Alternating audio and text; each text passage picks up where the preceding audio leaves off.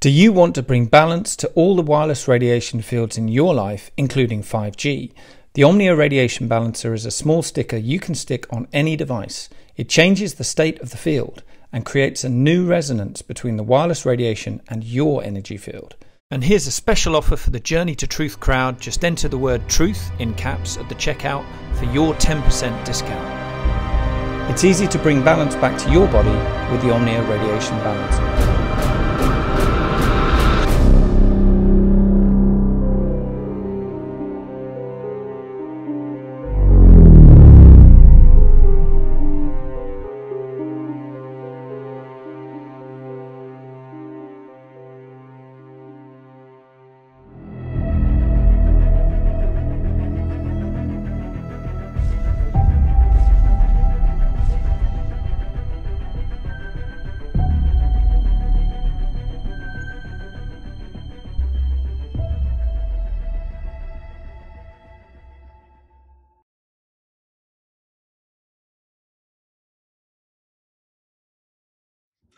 Hey guys, welcome back. As you may notice, Aaron is back in St. Louis for the holidays, so we're gonna do a few episodes from here together, like old times. Got to get used to that again. It's weird sitting next to you again. Weird. But no, we're looking forward to it. So we had a last-minute cancellation this week, and we reached out to our friend Dale Triplett, and I've had some conversations with him before, and he's former Marine Corps, former U.S. Air Force, and I'm aware that he has some missing time, and he's written a few books also sci-fi books that turned out to be not so sci-fi after his awakening, which is really interesting. So we're going to get into that. Before we get started with all that, though, just a reminder, we have a new promo code for Hopewell Farm. It's going to go through Christmas, and that is Truth Christmas, and that gets you 15% off all Hopewell Farm CBD products, and that will go through January 3rd. Don't forget about our Teespring promo. 20 and back gets you 20% off all of our Teespring merchandise. And don't forget to get a ticket to the Secret Space Conference, May 2nd through the 5th in Grafton, Illinois. And I'm sure we'll be chatting about that a little bit. I know, Dale, you're going to be there, right? Yes, I am. That is the plan. Right. Yeah. We're really looking forward to it. It's going to be a lot of fun, and it's going to be here before you know it. You know, after the first of the year, we're really going to be pushing and promoting it. So putting a lot of energy into it, and we're really excited about it. I'm excited. The lineup you've got is amazing. Thank you. Yeah, I agree. Yeah, it's going to be good. So welcome to the show. How you doing? Thank you. Been a fan of your guys for a long time.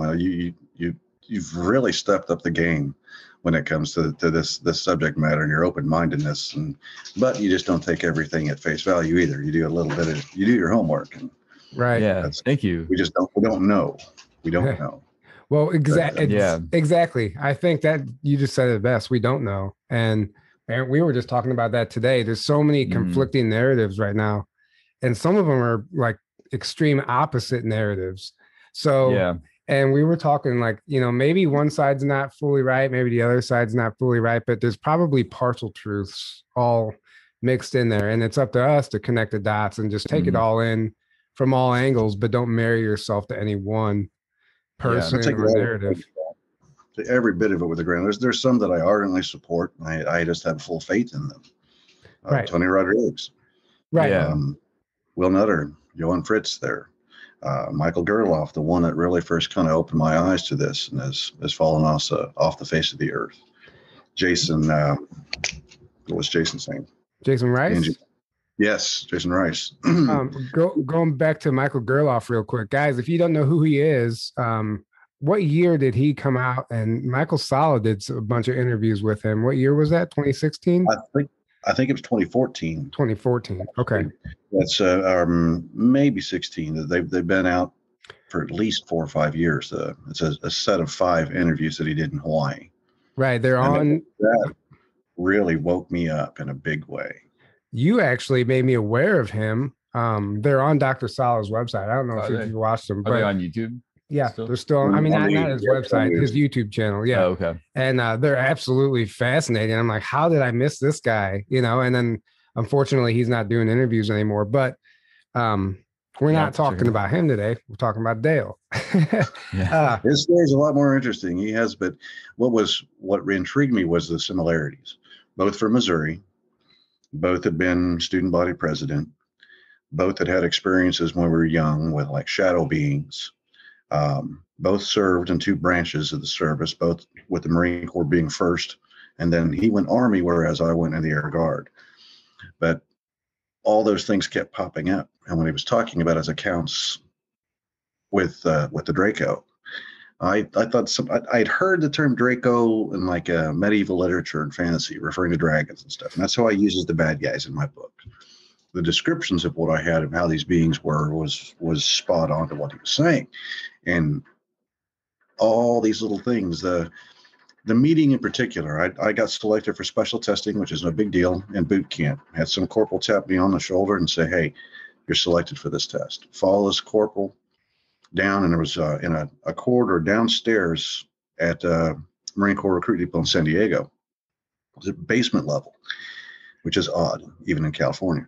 But standing in this line, and you've been up for God knows how long, you're exhausted, you're going through all the testing, all the physical stuff, getting a million shots. It's just a wear you down elements. And you're get your head in front of the guy in front of you and dude leaning behind you trying to catch a few winks standing up. And I remember standing at the door looking in, and there was a horseshoe shaped room and an office. And you could see sitting at the desk inside the office a young Marine captain, and he had a stack of folders like your service record books that we were just getting then. And you would just file in one at a time. I remember getting into the room, but I don't remember anything else afterwards. The next thing I know, I was waking up in my bunk, absolutely disoriented, had no clue where I was. Nothing seemed real. And drill instructor was right there beside me, and he said, it's okay, Triplett, you had a spell. Just rest. You'll get back to training tomorrow. And I was like, what happened? And he's like, rest, recruit. And you just do what you're told. And I remember just slowly saying, no, okay, I'm in boot camp. I'm in the Marines. I'm in hell. This is not fun. I should have joined the Air Force first. But whereas Gerloff remembered his interview for that section. Was it the same recruiter, or was it? No. He was in the service about 10 years before I was. Okay. So he's quite a bit older than I am. I'm 51. So I went to boot camp in '94. Basically, I did serve at the same time as Johann Fritz or Will Nutter. Okay. So basically, the same scenario happened with you and Gerloff, but Gerloff actually remembered some of that missing time. In your case, he had a copy of a Mars telegram as well that he had requested that a captain to do. And so it verified that meeting had actually taken place. I've talked to a few other Marines and lifelong friends and stuff that have had very, very similar experiences. One in particular, he was more special operations. But he and a buddy were missing about 30 days at the time. Really? In a whole month. Just gone. And they hasn't been able to get it back. I might get him on the show one of these days. I don't know if he'll come on though. Now, how long do you have any idea how long that meeting was where you had your spell and you just woke up in your bunk? Days, hours? No, probably just a few minutes. And it was just that I had never been that disoriented in my life. And I remember when I took the ACT test in high school. I don't remember all the particular questions, but I remember the day I went down there, and that was in 1986, 87. And I still remember that session. What is unnerving is to have that block of memory where I don't have any recall, and to have been put into a rather stressful situation. But then you get immediately into recruit training, and for the next 3.5 months, the only thing you do without permission is breathe. So it's easy to file it away in the back of my mind. I didn't even think about it for years until I saw the Gerloff interview. And I remember going, wow, okay, that's where I was. That's the same scenario that I was going through. And his encounters, what he'd seen, it earmarked too many similarities. Every time I look at the starscape or the planet, the view of the planet from the space station, I always say, I'll see that again.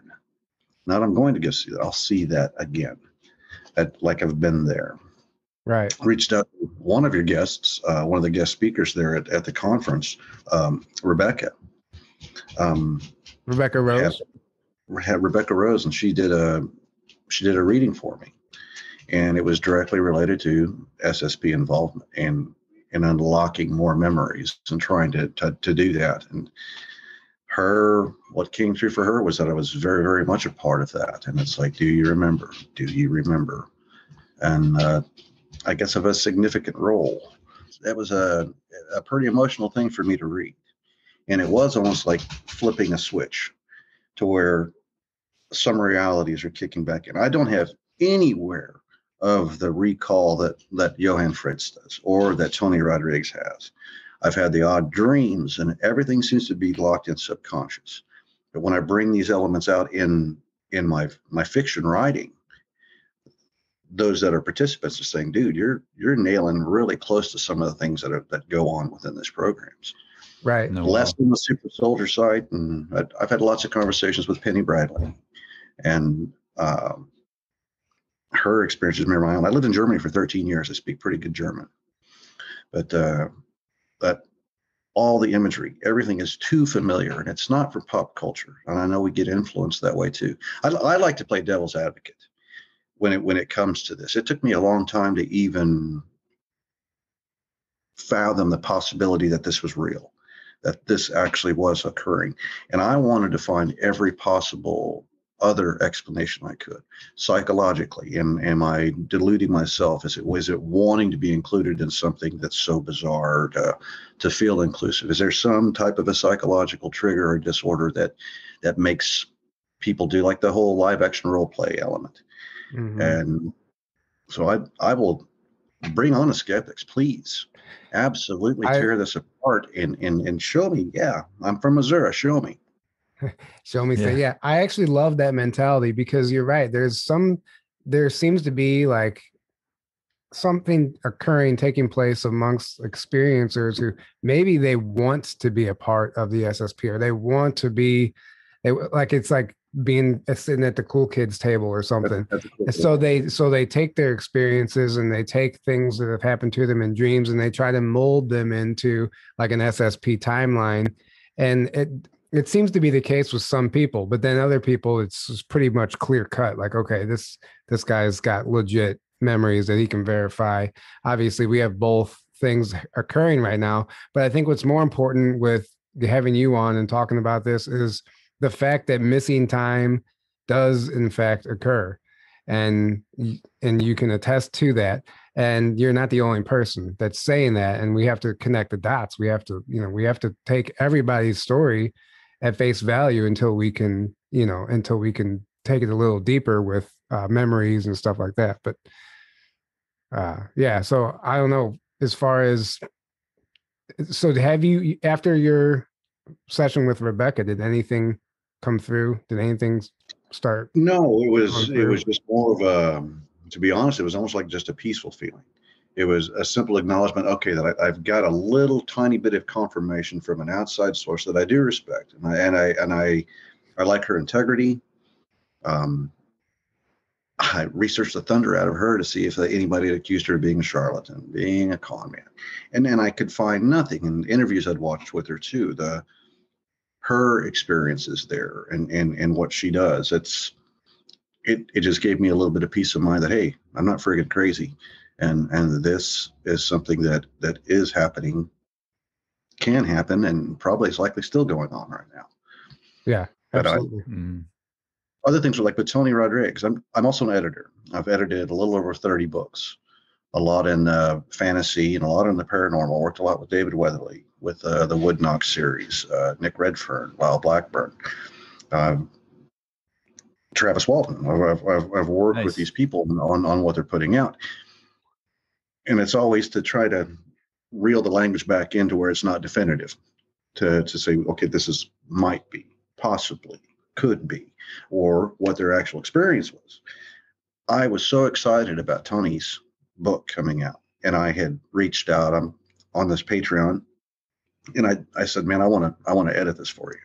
And it was a paid gig, I was going to do it for nothing. and set up, had some meetings with him and Jackie, and that document sat in my computer. And every time I would go to try and open it, I would get physically sick. I never once opened up his document. And I'd already signed non-disclosure agreements. I'd gone over those elements. I couldn't do it. When I did try and I had 3 computers crash on me when I tried to open that document. And I'm anxious to see but I had just an absolute wall on the version. And I'm not a rich guy. I needed the gig, I needed the money, and plus I really supported what he was doing, and I wanted to put my skills to his benefit, to make his language better, to make it a good read. And it still kills me. I can't wait to just apologize to him again in May up there in St. Louis. I've spoken to him, and I'm pretty sure he understands, but what I think is happening, or what occurred, is there's some sort of block, some sort of trigger there. Who knows what kind of external forces are at play, sometimes. And maybe by you reading that, it might actually trigger something and activate something that will cause you to remember. And maybe there's an external force at play trying to prevent that from happening. I don't know. That's just I know they can. I have heard of people saying that they do programming in some of these secret programs where they will program you when a certain topic comes up or a certain something you try to talk about. You'll start getting sleepy. You'll start getting sick, like you said. You and Fritz talked about that. So that when you said that, that's what that reminded me of. I'm like, oh, you have some kind of like programmed thing, and I'm sure you could deprogram it somehow. I wouldn't know how, but it really freaked me out because it's just an odd behavior. I've been overwhelmed with projects and stuff at the time where it's like, man, I really don't want to. Or I've had writers that were really, really lousy, and I didn't want to work on their stuff. This sucks, but I still do it, and get through and get the job done. And for me not to dive into that project head first and just chomping at the bit and ready to go, and then not to be able to even physically open the document, that really freaked me out. And I still don't understand that. But what you're saying is I wasn't supposed to. A lot of it is what scares me is maybe I don't want to know. Maybe that those blocks are even for my own mental health to be able to process that. Could be. I still don't know how Tony does it. That lived through what he did. Oh yeah, that's a great point though, because I wonder there's hundreds, if not thousands, of people having experiences, having memories come back right now. They're popping up everywhere, and some people I've spoken to, it seems to be like they're having legitimate memories coming back, and they don't even want to come public, but sometimes they reach out and just want to tell their story. And it seems to me like this is a real occurrence. This is really happening. And I think one of I won't say her name, but she was explaining to me her theory. She's like, yeah, just because we're on a positive timeline doesn't mean that timeline doesn't need to be healed. So by everybody remembering these traumatic events and these things that happen to them, it allows them to heal. And as each individual heals, the timeline heals. And that's the way she kind of envisioned it. And she thinks that's why she thinks the timeline can't heal until certain individuals heal. And that's just what it looks like right now. So, but at the same time, does it always benefit us to remember such traumatic things? Like if there was a slavery aspect to your time in the programs, that's traumatic, would it benefit you to remember that, or would it not? That's where we have to ask ourselves if we're trying to figure stuff out. We have a fragile mind. We in this meat sack, we have so much that we can process, and insanity is a real thing. And I believe coming face to face, if you had just an absolute recall of 20, 40, 60 years worth of likely very, very brutal experience and not a nice thing. Guys that have 2 years of combat come back scarred for life. They're messed up. So if you've engaged in elements like that for an extended period of time, and Rebecca was pointing at command elements and where my experience was. and intelligence, things of that matter. And according to what she says, and my own, just the subconscious, the things I dream about, and that seem a lot more like a lucid dream at times. And Tony put it well. It was like it was Groundhog Day. It was getting up, brushing your teeth. It was those things, and it's like why dream about that? You know, you want to be Superman. You want to be flying. You want to go out and kick the bad guys' butt. But it's walking down corridors, steel grating, imagery I'll see sometimes and make me go the whole deja vu. And I was like, wow, okay, I've seen this. I know this. And it's not from another movie. It's not from something else. It's just, why do I know this? How do I know this? And it'll put me in sometimes a real somnolent mood, and it'll get me edgy. And I'll go pour a drink and chill out, or just get real moody. And sounds like triggers. So oh, big time. So how far? Okay, when did you write your Halcyon series books? I wrote a short story called Halcyon for Andromeda Spaceways In-Flight magazine, Australian sci-fi magazine that no one's heard of. It's not a bad rag. But that was in 2006 or 2007 was when I wrote the short story. So this was all post-military, correct? Correct. Yeah. Right. It was. I'd all been out of the Corps, been out of the Air Force, and when the recession hit, I was out in Phoenix, and my wife at the time couldn't buy a job. Man, it was rough. I was out of work for 2.5 years, and she encouraged me at that time to go ahead and pick up and write my novel. Just Halcyon on the short story, extended out into a full feature. And I said, not a bad idea. I've got time on my hands, might as well. And it took me about 5 years, and I finished it in 2012. I was living in Sedona, and published it right at the beginning of 2013. And then another 5 years for the second book that just came out back in July. And it'll probably take me another 5 years to wrap up the trilogy. But well, I think so. After speaking to you on the phone the first time, and you were telling me about this, like you thought you were making up a lot of these characters and you thought you were making it all up. But as you've gone through your awakening, you're realizing that maybe I wasn't making this stuff up. Maybe a lot of this was actually in your subconscious. And right. some of the correlations you were making was kind of blowing my mind, because you had specifics about like reptilians and certain things like that you had actually no awareness of, that you thought you were making up. Right, with the Draco in particular, and not realizing. And when I start hearing these accounts from Johann about what the Draco's role is, and I'm like, this is exactly how I painted this picture. And how the hell does he know that? Or is like, did this guy read my book? Is this what they're basing it off of? You know, but it's the other way around. It's like, having been involved, there's some email communications with Johann too, and he doesn't confirm. He won't affirm anybody's account. So that's not his style, and I actually applaud him for that. But he says, yeah, you do look familiar. And because our service in the Corps was at the same time. I was in from 94 to 98. And I was in the Air Force from tail end of 2001, beginning of 2002, and I got out in 2004. So that was my service time. So I'm just curious, like what kind of pictures in your book? I have not read your book. It's called Halcyon's Wake, correct? Halcyon's Faith is the first. Halcyon's Wake Love is the second. It's the Halcyon's Wake Chronicles.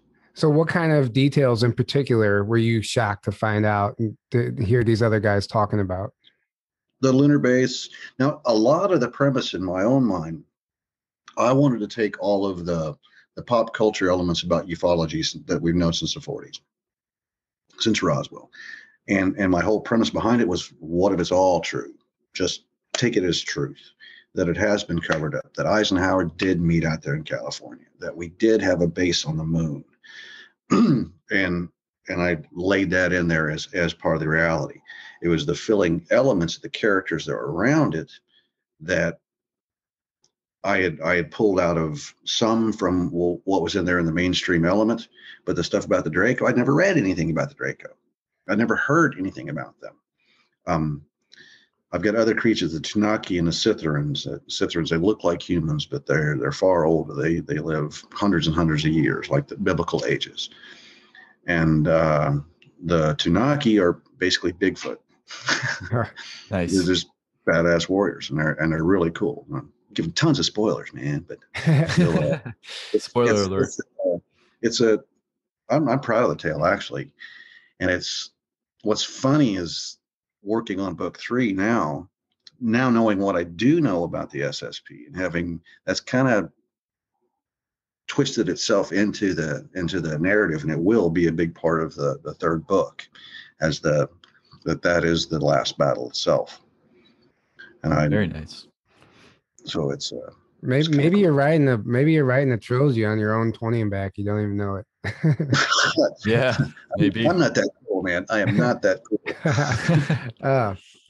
No, but I think it's all fascinating. There's no doubt in my mind that you're tapping into some subconscious memories or something along those lines. Mm-hmm. And I think a lot of artists probably do that. Artists, entertainers, writers, they might think they're making something up, but it could be somehow just in the consciousness of the collective. Well, that's the real thing. Yeah. Some people call it the morphogenic field. It's like the humanity's collective consciousness. It's an actual, you can scientifically prove it actually that it exists. And we think we all have these individual minds, but really we're all tapped into one mind, to one field. So that's why you see, like, throughout the years, you'll have like a whole bunch of different people all invent the same thing at the same time, because they all get the same ideas. And somehow it happens in clusters. It seems to, like, people get the same kind of downloads at the same time. It's like, I think from the field. So. I think David Wilcock put it once. It's like, because maybe that happens for a reason, because, like, let's say 5 people across the globe all get the same idea to invent some free energy technology. Mm-hmm. Most likely only 1 out of 5 of those people is actually going to act on it. So maybe it's like a universal law or something. It's like the universe's way of making sure something happens, because they know, like, we've all had ideas to invent things, right? Then we see something like, hey, I had that idea 2 years ago, and because they know that somebody's going to grab that idea, but not everybody who has the idea is actually going to do something about it. So that's just interesting to think about. Diana Pasulka talks about that a lot. The professor in North Carolina, she was doing the religious studies and just kind of stumbled into this realm. And she wrote American Cosmic, exceptional book. But the ones that she was tapping into were all in the tech sector. And these guys were getting together and they were doing their meditating and it's big money tapping into that consciousness element. But it's an unwritten club. You don't talk about the club. Mm-hmm. But what they're acknowledging, but these are highly successful Silicon Valley billionaires, millionaires, and this is what they're doing to tap into that aspect. So maybe they don't want us; they want to keep us poor. Yeah, exactly. Yeah. Who knows? So, what are your thoughts? Just shift it up a little bit. What are your thoughts on the current events? On what we hear is taking place right now? From people like Elena Danaan, Michael Sala, and what are your thoughts? I'm sure you keep up with some of that. What are your thoughts on all that? And just currently, what do you think is happening? I got to where I got so just burnt out with media and everything, and I'll watch you guys. I'll follow a few podcasts, and if you were that more mainstream researchers and some of the obscure guys, and just conversations with friends and back and forth and opinions. And I've been studying this since I was a kid, man, since watching In Search Of, and it was just, it's been a lifelong passion. Tried to hit the conferences starting in about 2010, I think is when I finally really started to attend it. And I hit the UFO Congress. I lived in Phoenix. So it was right there, still out in Scottsdale. I think I saw you guys are when it moved downtown. I think you were there 3-4 years ago. I forget if you guys were that long ago. Wasn't it Phoenix you're talking about? Phoenix? Yeah. We were just there this summer. Actually. We were there over the summer, but not before that.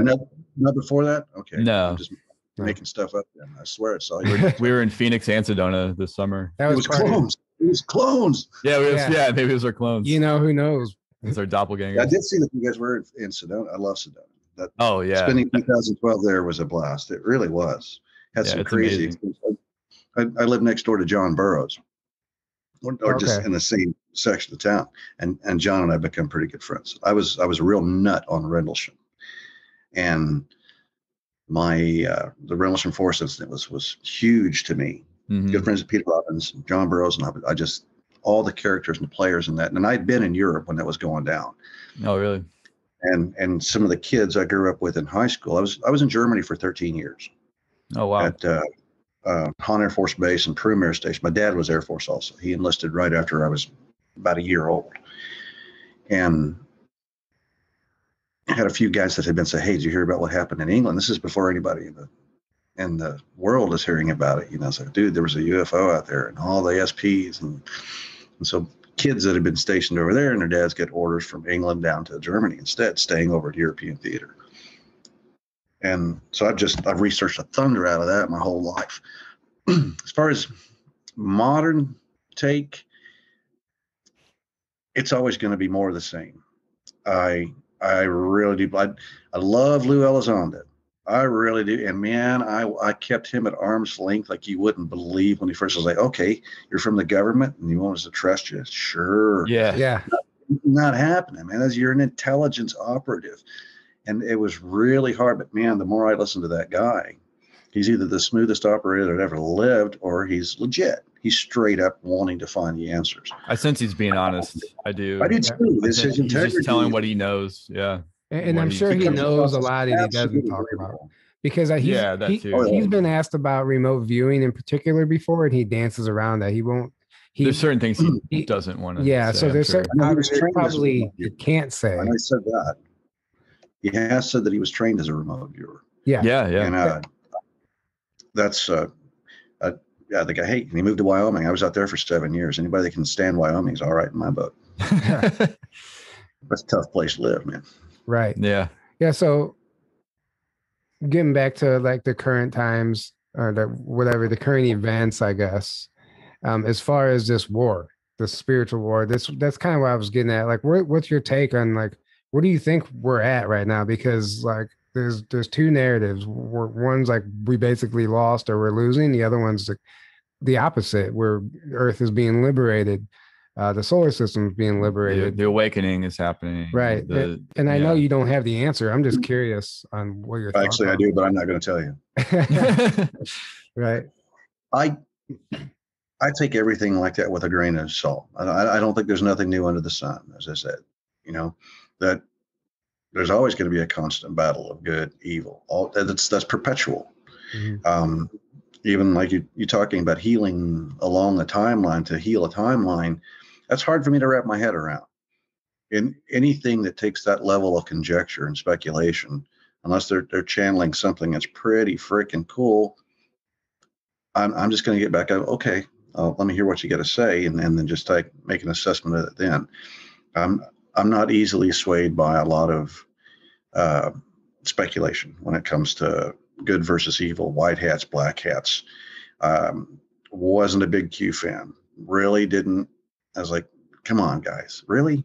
And I know a lot of people had bought into so much of it was there, and some things, hey, were coming about to fruition, but a lot hasn't. And that's why I say I just take everything with a grain of salt, sit back, listen. Listen a whole lot more than opening your mouth and making yourself a fool.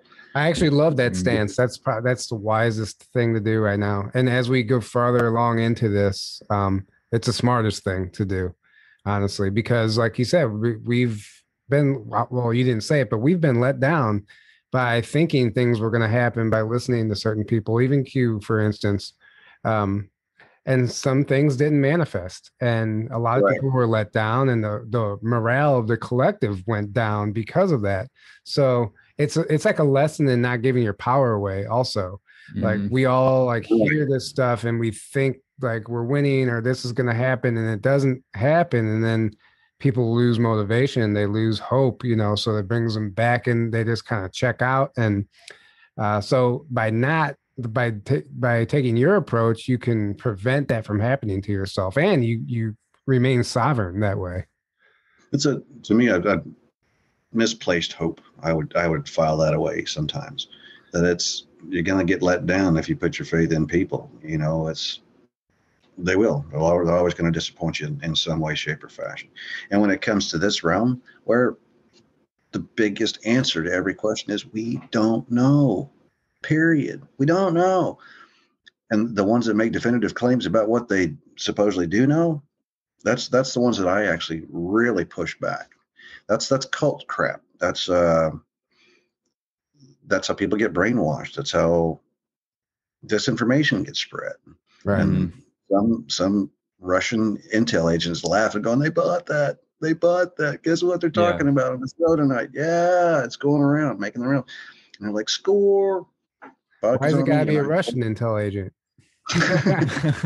Always Russia. Don't trust them. I know, I'm joking. Yeah, that's why it's far. And I was telling Tyler this earlier today. As far as like information about external things that are happening, I put a lot more weight on at least people that are actual contactees, or that at least, you know, they claim to be actually in contact with an ET or with ETs, and they're getting directly from them, hey, this is what we're doing, this is what's happening, this is rather than like a person that gets intel, oh, my sources or my anonymous intel, or and they think it's something, but who knows if they're being deceived and, you know, being played, and or if the people do have good intentions but they're being played. You know, it's like intel is such a like slippery thing as far as how much is true. Is any of it true? You know, is it disinformation intentionally to mislead us in a certain way?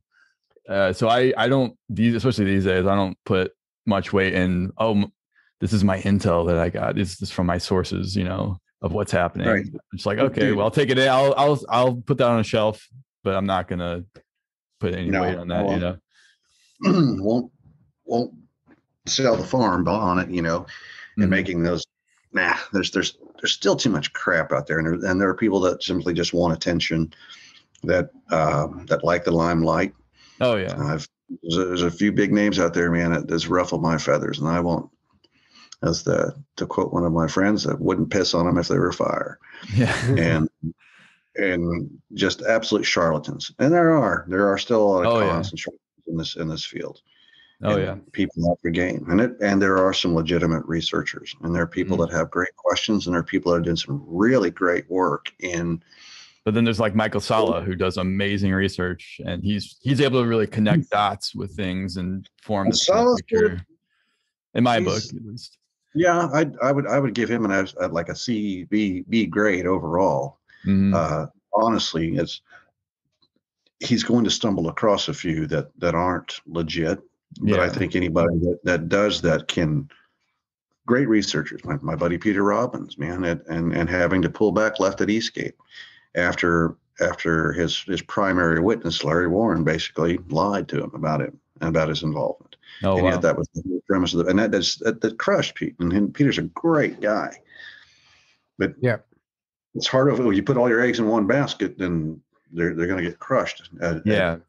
Well, there's something that I think occurs because I think it's occurred to us even, and it probably happens to Sala and everybody who has a channel doing this stuff, is we're being tested.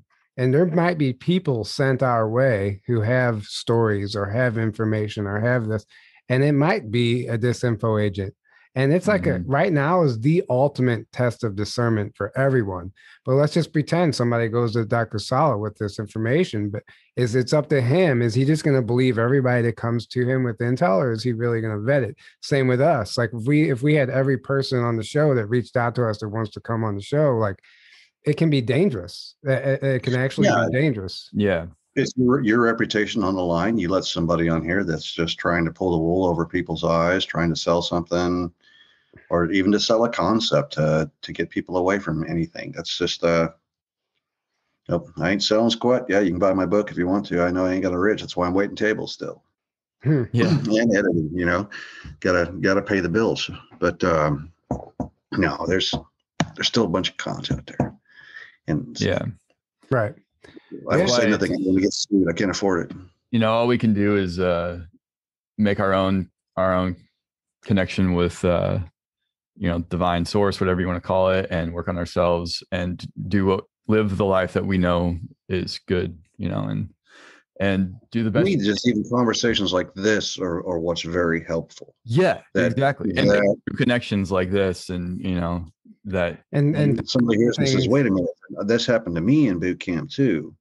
Or, I had a similar experience, not quite the same, but, and then start connecting the dots. And to me, it's breadcrumbs. And it's tiny little bits, little doses, and just focusing on it. I got to where it would just make me sick, to where I trying to process the reality of it. And it's like, we're just freaking cattle. What's the whole point of even being around? We're immortal beings. Why did I choose this existence to have to worry about this? It's more of a struggle. It's almost more of a struggle of faith even. And I can see how ufology is turned into a religious aspect as well. And that's why I like Diana Pasulka and how her compares encounters with beings and the religiosity of ufology. And you've got lines down that even some of my buddies, we agree to disagree, which is the best way to do it. There's some like, nope, I don't believe him. I just don't. And others like, yep, that dude's telling the truth. So it's, but how do I know? How do I know if I'm just like, okay, you just got duped, dude? Like some people that have been discredited, like Stan Romanek. Yeah. I still believe Stan. I do. I spent a lot of time with Stan and his wife over the years. And I could see him getting in some desperate financial situation and stuff and wanting to make some really weird claims. But the experiences he had and what he was channeling and those elements, taking the math, the formula, the guy that's got a 5th grade math level. Right. And showing it to a physicist uncle of mine going, not too sure about this, and I still believe Stan. I just did. Well, a lot of people think, or they claim that he was framed as the pedophile, like that never actually happened. I think so. I really do. Yeah. I think he just never came across to me as that, but you can't tell a pedophile by the color of their eyes. No, I will. Just, while we're being honest, I do have a story about Stan that is disheartening, but it doesn't mean that his experiences aren't real. So I know Chuck Zukowski, he's a author.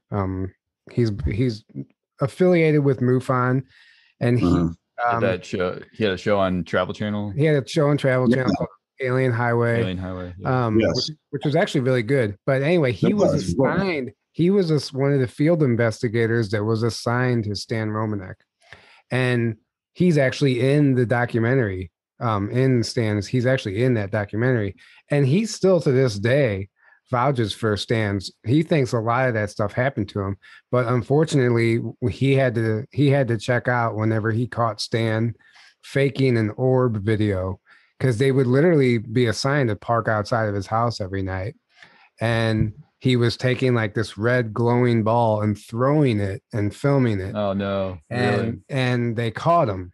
They did the one thing on the interview where he had a pen in his pocket and he just threw it over his shoulder like, yeah, really, Stan? Come on. So I think he was getting desperate for money.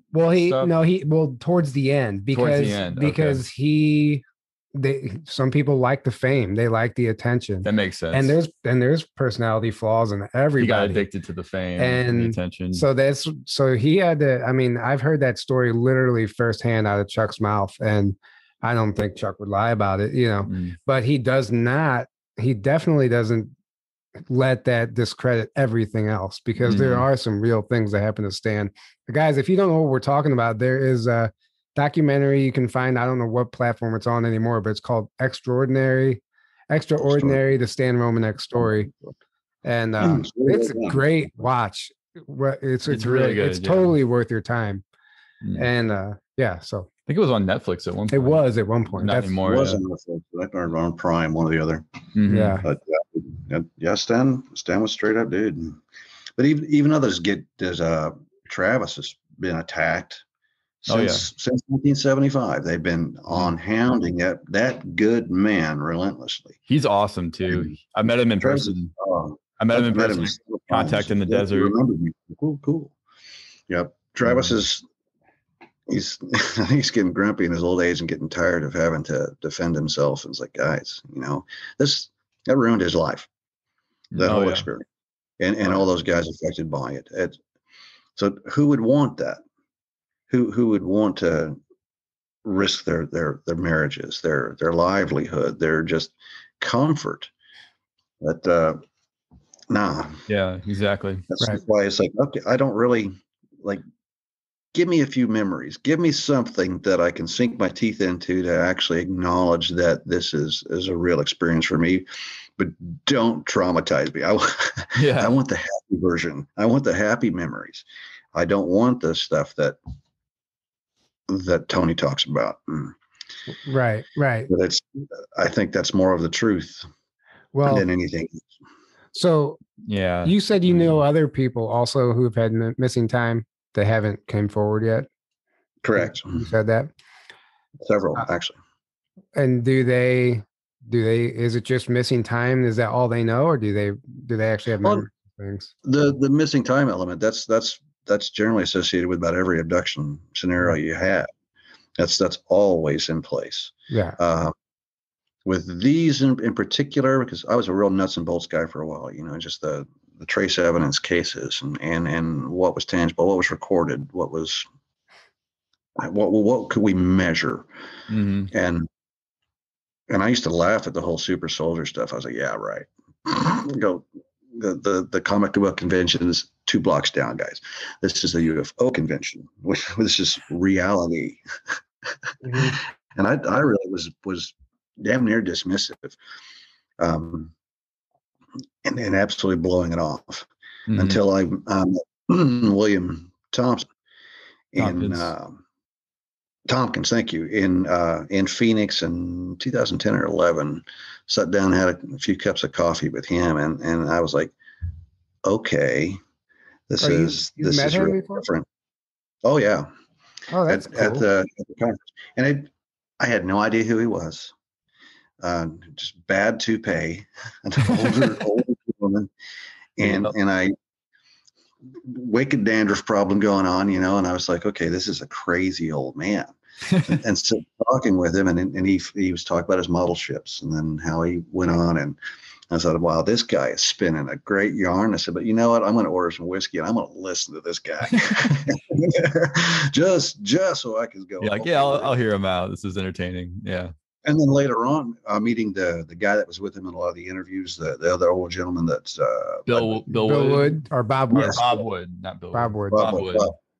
And Bob's like, he's like, this guy's legit. It's straight up real what he's done. And he convinced me more. And that just planted a seed. And I didn't hear anything about it for another few years until Gerloff came out with his interviews on Cell. And that was just a random deal. And I saw the guy in the Marine uniform. So I figured, what's this about? And then that just blew you wide open. My wife watched all 5 interviews when she got them and said, watch this. And she was blown away. She knew what my experiences were over time. And it scared her. There's no accident you were drawn to that interview for whatever reason. And just how you said earlier, how your story is like mirrors his so much, like down to specific details. It's almost like, were you guys being groomed? Shadow beings in my room at a very early age. Used to always stay up at night reading. I was perpetual bookworm. Just having a shadow figure at the end of my bed that's still just, it conveyed absolute malevolence, and it just froze me. I remember that being just terrified. Seeing a craft, my first encounter was when I was about 4 or 5 in Abilene, Texas, at Dyess Air Force Base, and just laying in the backyard, looking up at a perfectly blue Texas sky and seeing a triangle that was like the color of a tangerine. And just, I can remember cocking my head going, what is that? And just staring at it. And then not remembering much else. Had a few other sightings in Germany. Had several in Sedona with John Burroughs, Jim Peniston, and a few other people out at Enchantment. That still just freaks me out. Wow. And really, and a buddy Mike over on the village of Oak Creek side. And we're sitting up on the back porch. I was strumming a guitar, passing the dude, but it wasn't that good a smoke. And we looked off towards the airport, and I was a load master on C-130s, and Mike had been a crew chief on F-4s. And I'd grown up around the Air Force, so I'd been around the flight line my entire life. I hear jet noises, especially military, and I say, "Oh, okay, that's F-4, that's F-16, that's an F-15, that's F-15." You just recognize it. Mm-hmm. And he looked off over, and he goes, "Dale, what is that?" And it was just at sunset.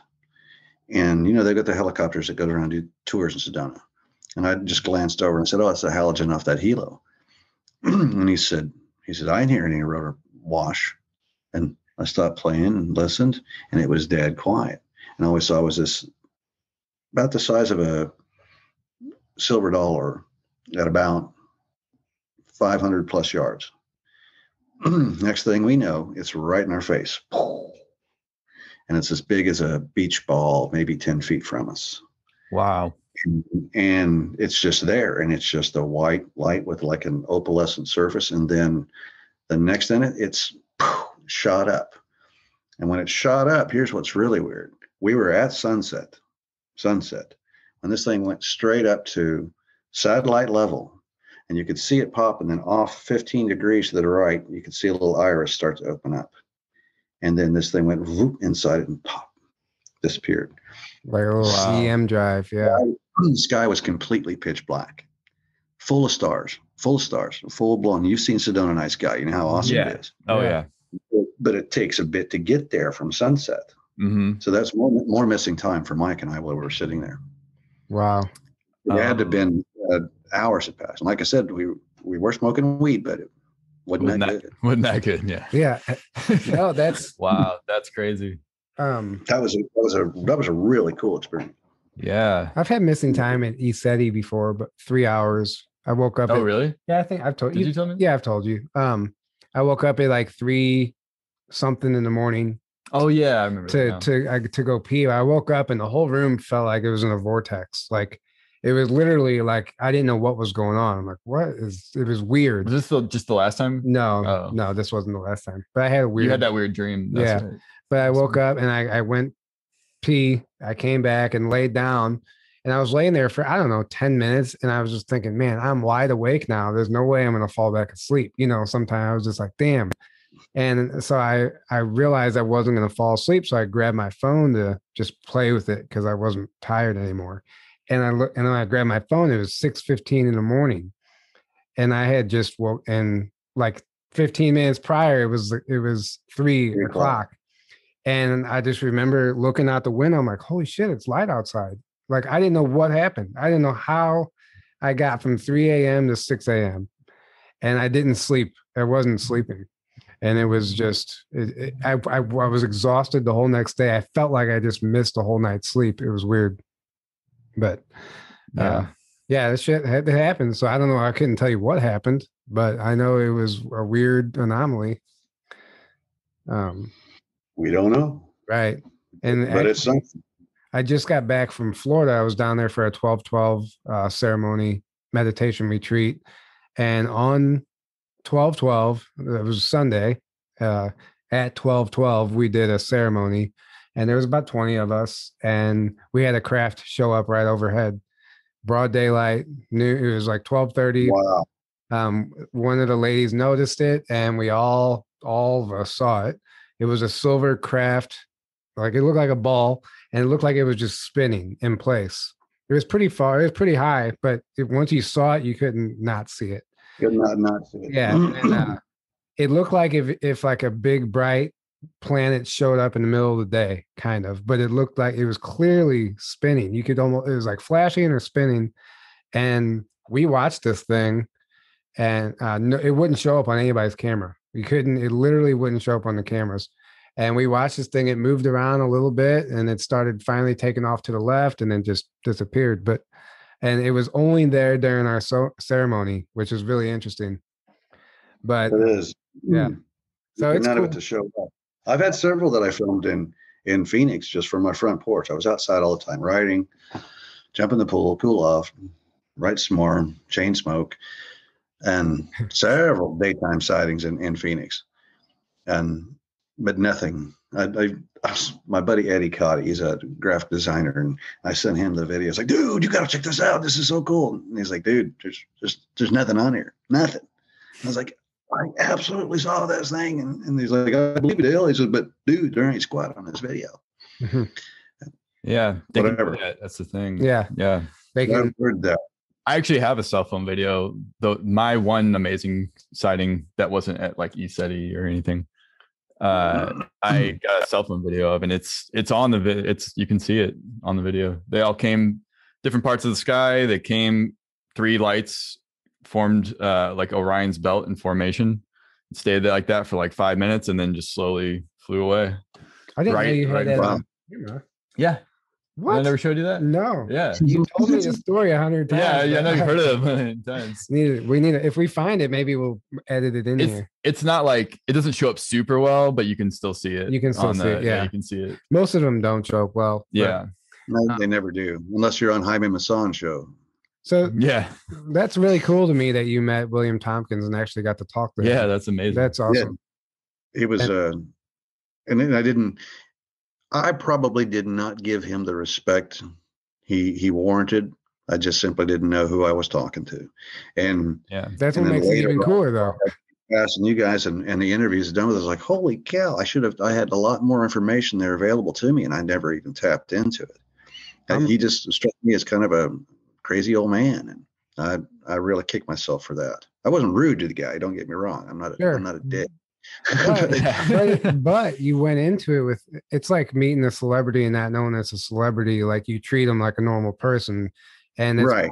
That's better to me. That's cooler. It gives it, because you were really you were skeptical. Had you had known about it, yeah, I don't know. It's just I like that approach to it. You were talking about in your book how some of your characters lived hundreds of years. That's one of the things William Tompkins talks about. I'm actually reading his book right now, Selected by Extraterrestrials, Volume 2, which is actually technically edited by Bob Wood. He's the one who's putting his like journals together in their book form. But he was doing that all together back then, and Bob was saying how much of a struggle it was. And as an editor and having read the books, I was like, yeah, you had your job cut out for you, and you did a real good job, Bob. But one of the things Tompkins talks about is the ability that we have, basically, because our DNA is being manipulated to live an average lifespan of 75 years. But he said without manipulation, it's possible for some beings to live up to like 2,500 years in some cases, which is what we see in biblical texts and stuff like that. So the fact that was even in your book, like you probably encountered beings that were living those long lifespans, or some subconscious memory of it. And I think it's really interesting. That fascinates me to think how much longer we should be living. But the way our system is designed right now, it would suck to live that long in this world. I mean, and being locked into the matrix. I mean, it starts changing. Yeah, which it looks, if it changes, the way a lot of if it changes, definitely. But won't start collecting Social Security till you're 2,400. Yeah. If the free energy starts coming out, the replicators. But what I'm trying to say is this system, the cabal system, isn't designed for people to live that long. It's just simply not. Like, if you're working a job you hate for 300 years, that would suck. It wouldn't make any sense to live that long. We'd have to be able to live and live our passions and do what we spend our time the way we want, and be more connected to the earth and to each other. And a lot of things would have to change for sure. Right. Not be poisoned from every angle of everything. Right. And be afraid of everything. Like media. Yeah. Just everything. Right. We wouldn't even know how to act in a world like that. No, we surely wouldn't. That would get old real fast. Yeah. But hey man, the more, people awaken, the more consciousness raises, like that's causing the change, so that it's like the most important thing is to just for you yourself to awaken and raise your own consciousness and to live from your heart. And then to, you can't force anyone to awaken, but you just keep planting the seeds. You just keep like doing what you can to, help others to rise as well, and I see it happening. I see that happening, but at the same time, you see the craziness with like the brainwashing and the, people that are super programmed, just digging in deeper into that and fear and everything. So it's kind of like these two diametrically opposed things are playing out right now. And it's really interesting and crazy to witness, but I think we've always had those two though, but you've got good people and you got bad people. I really like Will Nutter and Tony. Everything that I see them doing is to help other people. Yeah. That's their motivation. So he's sick of telling a story, and I would absolutely be just, I don't know how Travis still does it. I just get tired of it. I don't know how he's doing it for so long. That's like, oh my God. If you were in a Village People, did you ever get sick of playing YMCA? Yeah. So, it's just done it. No, that would be good. Yeah. Keep you limber. I still think there's the motivation behind it, the impetus behind it is what's going to make a difference. If it's out for good or if it's out for gain. If you're trying to do individual gain, then it's just going to bite you in the ass. Sure, you might make your few bucks and get your pound of flesh, but you're not doing the world any favors, and you're not doing humanity any favors. You're not doing yourself any favors. Right? Yeah, that's exactly. The truth to me is what's most important. Just truth. No matter how hard that truth is to be able to actually to reveal that. Exactly. And whatever that may be. Yeah, exactly. I could not agree with you more. Right. Yeah. Yeah. And that's why I'm excited about putting this conference together the way we have it themed and everything. We hear these people tell their stories all the time, but it's different whenever you get to meet them face to face and sit down and have a conversation with them and feel their energy and see what they're actually about. And if there's a shill, people are going to they're going to spot them. That's just how it is. Like, and it's really, to me, it can only help further along disclosure and the awakening and all of the above, because just even by being around each other, it's crucial. And you get to really tap into somebody's energy and, is this person lying? Is this person legit? You get to feel into who they are and spend 4 or 5 days with them. And that's why I love the conferences so much. Didn't sleep at all. Just sitting around a fire pit and just shooting the shit with like minds and to be able to say, okay, so this is what you're saying. You had this experience, and say, wait a minute, I was here at the same time. And you start crossing lines. Like I met one of the guy that was a flight engineer on C-130s down in Antarctica. Linda Moulton Howard interviewed him years ago, and they had to make the emergency to go do a medevac, and were authorized to fly over this no-fly zone, supposedly like an environmental impact study that no contaminants, no aircraft are out. When they go over that, that's when they had that amazing sighting. It was the same time I was in the Air Force, and just he was a flight engineer and I was a load master, but we're both on C-130s. That was cool. And the more I've talked about this, I've been approached by people on Facebook and stuff, and I'm very public. Hey, you got questions? PM me. I'd love to listen to it.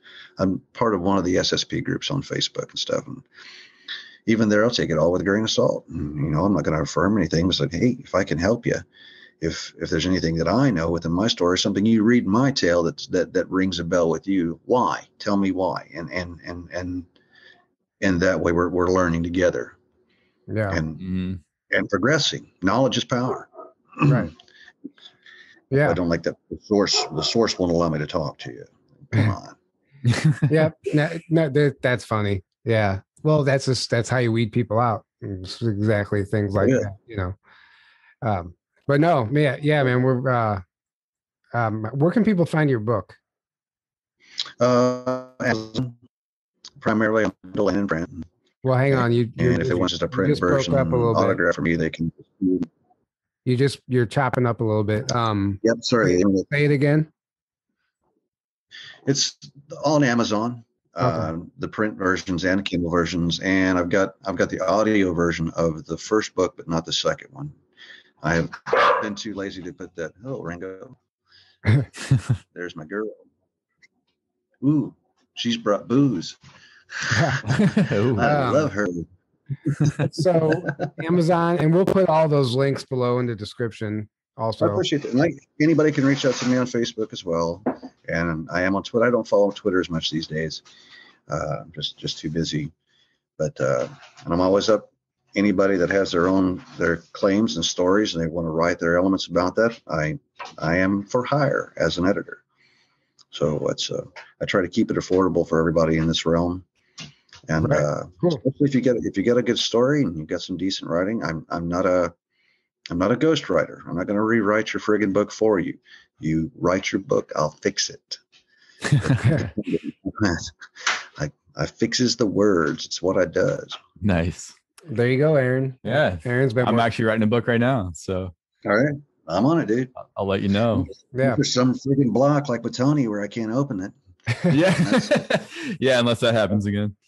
That was not a really good thing for me to say marketing wise. I don't believe. Yeah. No one's gonna. It's a block. Yeah. No, I think if I heard that story, it'd make me want to read the book even more. I'm like, oh man, it's got to be some. Yeah. Oh, this must be good. Yeah. But a lot of people are looking forward to Tony's book though. Anyway, so. Oh yeah. I'm really excited about that. I hope he actually has it out by the time we're there. I think that's his goal. I think he will. Yeah. Yeah. I haven't talked to him in a while, and I probably did torque him off, not finishing that. Like, Tony, I'm sorry again, dude. I really am. No, I'm sure he understands. No, he does. I'm sure he does. He's the coolest guy on the planet. I really understand. Yeah, exactly. But he probably won't let me do it. Yeah. All right, man. That's just outside of St. Louis, right? In Grafton? Grafton, Illinois. Yeah, St. Louis Metro. Yeah. Yeah. That place looks awesome too. It does. It really looks like an impressive facility. Which I think tomorrow we're actually heading back there tomorrow. I haven't seen it in person yet. So he hasn't seen it, so we're going to be out there tomorrow. And it's absolutely beautiful. It's ideal. I mean, it couldn't be a more perfect place for a conference. And it's just a beautiful. I agree. Town. It's a beautiful town. And it just. I started a new job here last week, and that was a condition of my employment. I said I am signed up for a conference in May. Nice. My hotel. I said I'm not going to be here that week. Like, no problem. That's awesome. Nice. Yeah, that's awesome. I put my own employment at your behest. Yeah. Wow. I am honored. That's amazing. Yeah. Well, guys. Yeah, the guys grab. Don't forget to grab a ticket. $444, 4 days, 12 speakers. Hotel's only like $3,000. Yeah. No, but there is there you can stay on site in at the lodge in the cabins, or right next door, walking distance. There's a campground. I think it's like $20 a night or something. I could be wrong about that, but or you can get an Airbnb somewhere. Yeah, there's hotels nearby. Yeah, there's hotels nearby. Plenty of options. To me, I like staying right on site when I'm at a conference. I get you, dude. I stood around and don't have to drive anywhere, and I can just sit and be the king of the outdoor fire and just full circle with all of the freaks. Yeah, there is a fire pit out there. So if we can do fires, good looking fire pit. Mm-hmm. There's a place where we can potentially do sky watches if the weather permits. That's always fun. And I've never really been out in that area at night, so I don't know what the stars look like. But if we're meant to see something, we will. And a little close to saying it's not going to be Sedona sky, that's for sure. No, it's it's like suburbs area. Of St. Louis, but if it's out there, that's got. Did you go with Melanie's Skywatch group when you were in Sedona? No. That was awesome. Really? That was so amazing. We saw some crazy stuff. I know it's in the stars on the military side. This wasn't us, man. That was a trip. 3 hours out there, and we're just seeing crap all over the sky. Yeah. Everybody. Wow. I love it. Sounds That's like amazing. we've had nights like that at ECETI, and Yeah. it's been I've always wanted to go out there really bad. Oh, you need to. Yeah. It's amazing. Yeah. I met James in 2011 at Phoenix. Oh, yeah. And I'm just a good guy. Oh, yeah. He's amazing. Yeah. It's just, yeah. and the few sessions you've had with him too, I've really enjoyed that. He's just seems like a very likable, genuine guy, you know. Oh yeah. Oh, he is. He's super. There's only one version of James, and you see it on camera, off camera. Yeah. He's also like a 5-year-old that's in a 70-year-old body of a 7-year-old. Yes. He's got that kind of sense of humor. You show up at a ranch and like he's like practicing sword fighting and stuff, and like showing us moves, and like they're like, and how he has old like are a you? fart machine that he'll like prank you with. He's a kid. He's just a big kid. Yeah, but that's probably why hilarious. Things happen around him, because he's always out there with aliens, man. You gotta release them out. Exactly. Right. All right, man. Well, I guess we're gonna start wrapping this up. This was a lot of fun chatting with you. Well, I appreciate you guys. I mean, thanks for reaching out. And I love being the substitute guy. Yeah. Well, you know, I've had it. You were in mine anyway. You were on. Yeah, we would have had you on anyway. But. So. Okay, sure. Yeah, you're like sure. No, by means, by all means, too. If you have any memories or anything triggered, you know, if anything that you want to talk about or share, just let us know. You know, we can do. I this sure again. will. I genuinely look forward to meeting with you guys there in May, and if not sooner, if I'm up in St. Louis, pop in and say howdy. Right. But it's and just thanks again for letting me be on. I hope it's worthwhile for your listeners, viewers. I think it was a great. Absolutely. I think it was a great Exactly. conversation. Yeah, we talked about actually a lot of important stuff, in my opinion. Stuff that we hear the narratives, but nobody talks about the narratives. So, you know, it's kind of nice to break it down and explore what's actually happening right now. And nobody, like you said at the beginning, we really just don't know. And it's right. And that's the greatest answer. It really is. That's a great answer. We don't know. So, hey, job security for the shows like this. Right. Yeah. Somebody figures it out, you're screwed. You're out of a job. The show is called Journey to Truth, not Destination. Yeah. We don't. Yeah. Or the truth as we see it. Podcast. Yeah. Exactly. Definitive truth. Yeah. Yeah.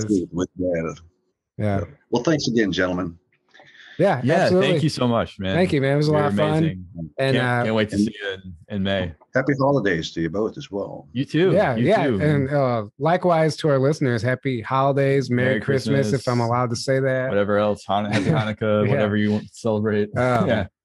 No, but yeah, seriously, guys, thank you all for your support. We've been getting some, we had to take off last week. Aaron was traveling. I was under the weather, which it was nice to have a week off anyway. But because we hardly ever take a week off. It's been a long time. So let's work hard, and it shows. Really do. We're back at it, but we can't do it without you guys. And the support is just is overwhelming sometimes. And even me being under the weather, it's like all these like healers just tap into the ether and they reach out to me like, "Are you okay? I feel like something's going on." I'm like, "Actually, yeah, I'm not feeling well." Yeah, it's amazing how these people tap in. So thank you all. Thank you all. For the viewers, leave any questions they have for me too, just in the comments, and I'll be sure and review all the comments. Oh, great! Yes. Great. Yeah, guys, please do. Now you're gonna get to see all the haters come to the surface now. Oh, bring it! I've been married twice. You don't scare me. Right. Yep. All right. Well, good night, guys. Thanks for coming on, Dale. This was amazing, and we will see you next time. Have a great evening. Outstanding. Adios.